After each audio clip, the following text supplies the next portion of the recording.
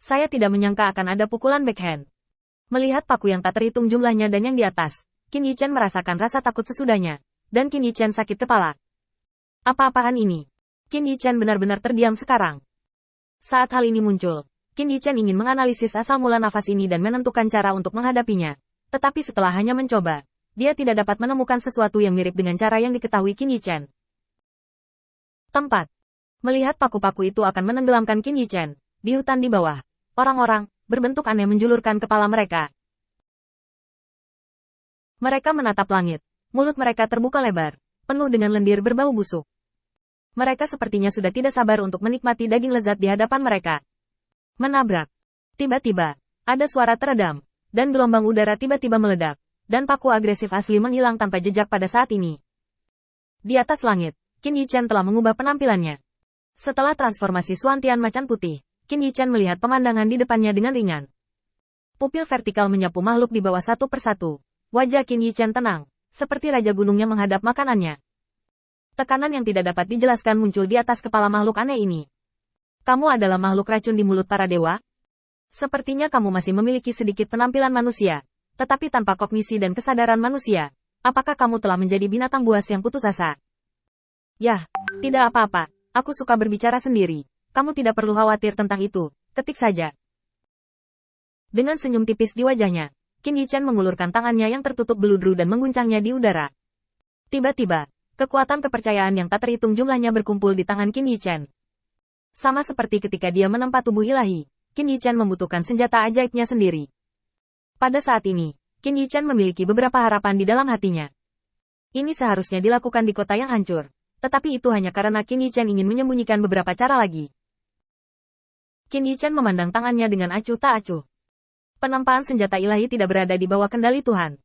Mereka hanya tercermin sampai batas tertentu sesuai dengan kemampuan dan sarana Tuhan.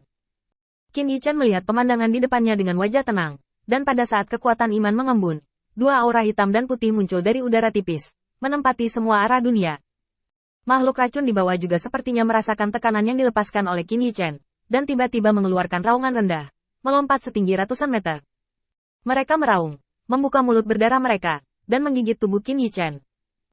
Melihat Qin Yichen hendak dikepung, tiba-tiba tangan Qin Yichen terkepal kuat, dan tiba-tiba sebuah tombak panjang muncul dari udara tipis. Pada saat yang sama, soft armor yang pas memenuhi tubuh lembut Qin Yichen dengan keindahan yang berbeda. Mata acuh tak acuh menyapu monster di depannya, dan sudut mulut Qin Yichen tiba-tiba terangkat. Saat tombak diayunkan, dunia jatuh ke dalam kegelapan. Yin dan yang hidup bersama, dan hidup dan mati saling melengkapi. Segala sesuatu di sekitarnya stagnan.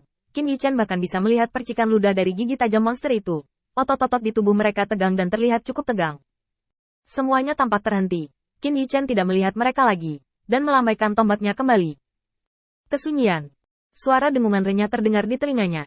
Tidak ada auman, tidak ada ratapan, dan tidak ada teriakan. Beberapa dari mereka hanyalah monster yang bergegas ini, yang meleleh sedikit demi sedikit di depan Qin Yichen. Tubuh mereka berangsur-angsur menjadi ilusi, dan akhirnya menghilang tanpa jejak.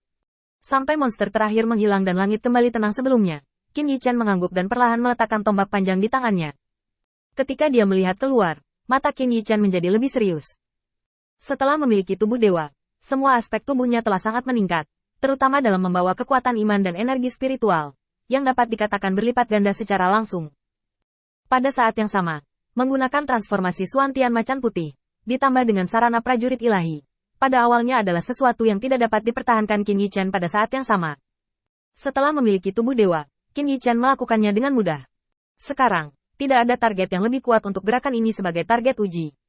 Sulit untuk mengatakan seberapa kuat itu. Tapi ada satu hal yang bisa dipastikan oleh Qin Yichen, ini adalah langkah pasti berskala besar. Selama berhasil diaktifkan, tidak ada kemungkinan penghindaran.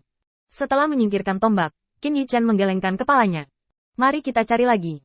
Lagi pula, di wilayah bintang Chang'an ini, jika kamu melihat lebih jauh, kamu akan selalu menemukan peluang. Suasana hati Qin Yichen pada saat ini akhirnya memiliki jejak keindahan. Dia yakin bahwa kekuatannya saat ini telah meningkat secara substansial, dan semua ini adalah tubuh dewa. Setelah casting tubuh ilahi, kekuatan iman tidak akan lagi ditelan, yang membuat Qin Yichen sangat berterima kasih. Bagaimanapun, dia dan penguasa Ares, dewa perang, tidak berhubungan satu sama lain.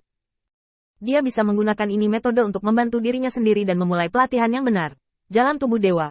Bagi mereka yang matanya gelap dan yang tidak tahu bagaimana meningkatkan kekuatan keyakinan, hanyalah sebuah cahaya yang menunjukkan jalan di malam yang gelap.